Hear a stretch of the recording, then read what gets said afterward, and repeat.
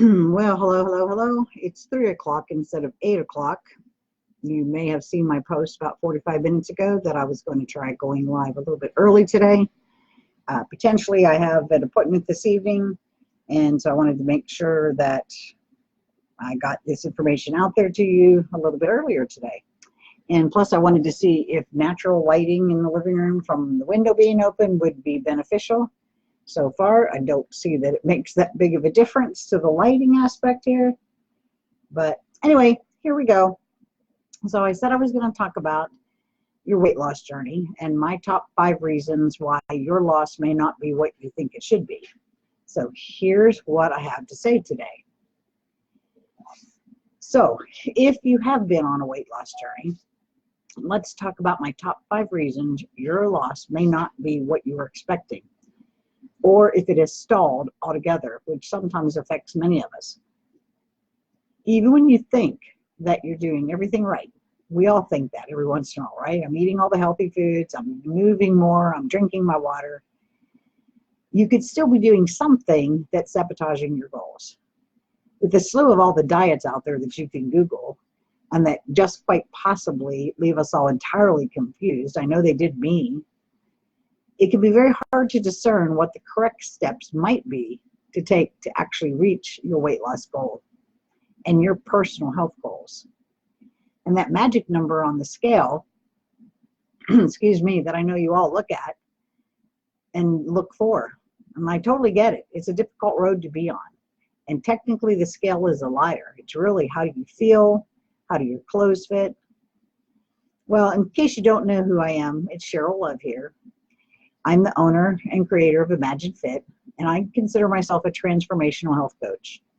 It's my passion to educate, motivate, and empower you to make better choices daily, to encourage you to look in the mirror and smile at yourself at least once a day genuinely.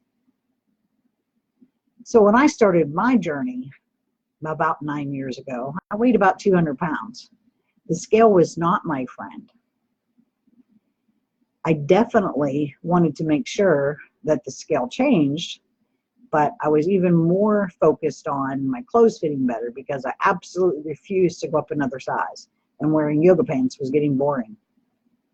So first of all, start by taking an honest look at the habits that you have and dig a little deeper with these 5 reasons why your scale may not be budging the way you'd like it to. The first and most important one, I believe, is you're not sleeping enough. I've said it before and I'll repeat it. Your body needs sleep, restorative sleep. That's the time your body restores itself, including your brain. If you don't get enough sleep, and you're more prone to feeling hungry when you wake up, when you're not getting enough sleep, you're more likely to choose fatter options instead of healthier ones, meaning fattier foods that contain more fat. Even worse, lack of sleep affects how much cortisol that your body produces, which can often contribute to weight fluctuations. Why? Because under stressful situations, cortisol provides the body with glucose by tapping into protein stores via glucogenesis in the liver.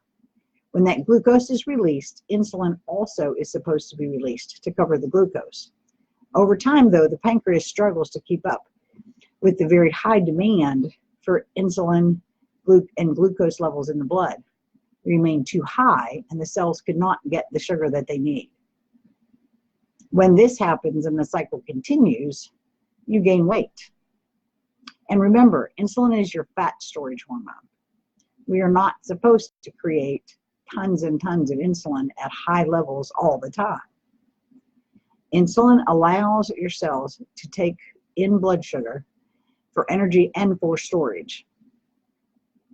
Depending upon what is needed at the time, insulin is also the fat storage hormone that in your body, it tells your fat to store fat in cells and prevents the stored fat from being broken down to be used.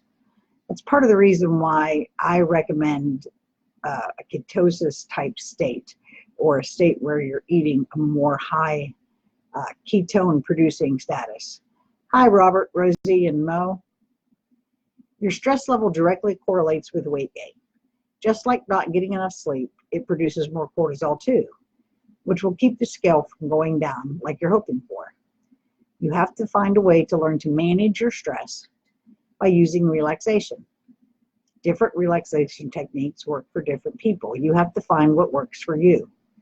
You can try meditating or taking 5 minutes at your desk, or just do some simple 4-count breathing. We do some deep breathing exercises in my exercise class at the end of the class to relax our bodies. Developing a good habit for handling stress will take some time to make it stick, because habits have to be done. 21 days creates a habit?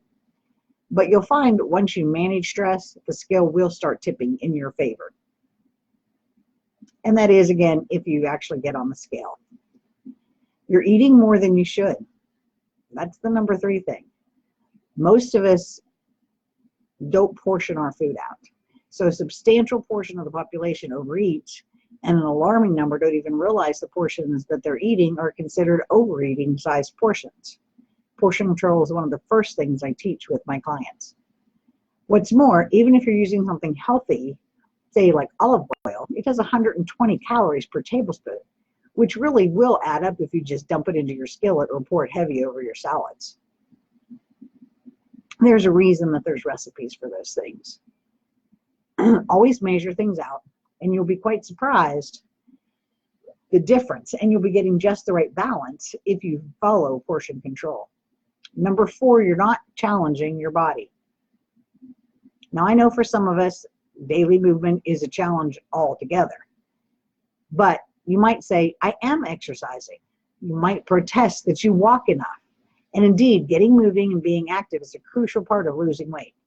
However, sometimes you have to challenge your body at some point. You can't expect to keep blasting off weight if you're doing the same workout every single solitary day, because you're using the same muscles and muscle memory takes over. If you switch things up every once in a while, you'll start to see some results. Don't be afraid of using weights either. Building up your muscles also helps you to burn off more, even when you're at rest. If you're local and you want to try a new type of movement, join me at Bar Latte. It's at World Fitness and Training Center on Wilson Road on Saturday mornings at 9 a.m. Rosie has been in that class. She's on this live right now. She can attest that we don't do the exact same things every week, but you will notice a difference. And number 5, and sometimes we overindulge on the weekend. I mean, really, do you ever find yourself saying, I have been good all week? Just be mindful of your indulgences and don't skip your workout on the weekends either. If you can't do a focused workout, at the very least, plan an activity that keeps you moving. There's no reason in the world that you can't have a good time, but balance is the best way to prevent your body from holding on to the weight that you're trying to lose. The best way to prevent your weekend from wrecking your weight loss. So yes, if you feel you've been good all week, plan on an indulgence on the weekend. Make it a healthy indulgence maybe. And now be honest with yourself. Do you see yourself in any of these things? It's never too late to make a change. My change started at 53. Work on these areas now, and you'll be in much better shape, even during the hectic times coming up with the cold weather, when we're staying indoors. And if you haven't yet, jump on over to my website and download your free ebook. There's an ebook on my blog page about cravings. Just go to imaginefit.biz and download the new ebook on cravings. If it's the first time you visited my website, you'll see a pop-up for a meal plan for 5 to 7 days.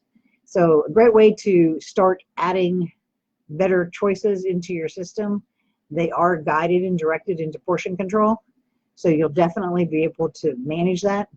And one other tip on portions that's easy to think about is your hand.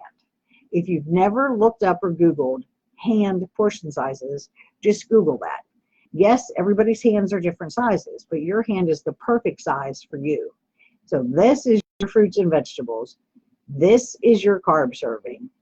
This part of your palm and the thickness of your palm, or about the thickness of a deck of cards, is your protein serving. This little OK sign, that little 2-ounce area there, is your healthy fat serving per meal. So follow that as a general and basic guideline. adjust your portion sizes, get more movement in. Please get restful sleep and restorative sleep.